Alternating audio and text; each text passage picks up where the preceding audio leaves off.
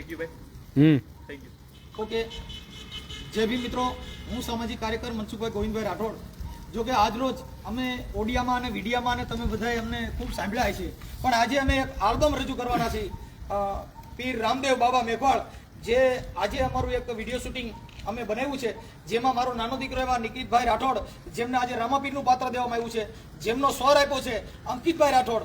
રાસ ગરબાની અંદર જે સુર છે અમારા બધા પરિવાર છે.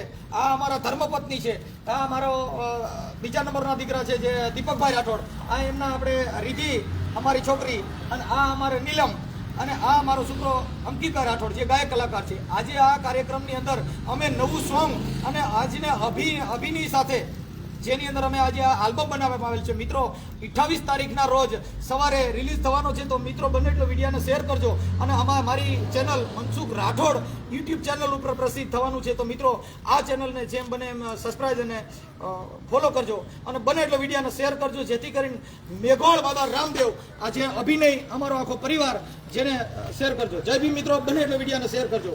જે ધૂણવું આ બધું કરવું એમાં બાબા રામદેવ બાબાએ ક્યાંય કીધું નથી, કેમ કે તો 12 બીજનો ધણી, કે તમને કહો બીજ, એ બીજ કહેતા જે ગુંદ બીજ, રક્ત બીજ, આ બધા જે બીજ છે એ 12 બીજનો ધણી, એ બાબા રામદેવનું આજે પીર મેઘવાળ બાબા રામદેવ જે અમે આજે આલ્બમ રજૂ કરી છે. 28 તારીખના રોજ રિલીઝ થયા. મિત્રો બને એટલો વિડીયોને શેર કરજો અને નિહાળજો અને સબસ્ક્રાઇબ ને ફોલો કરજો. જય ભીમ, નમો બુદ્ધાય.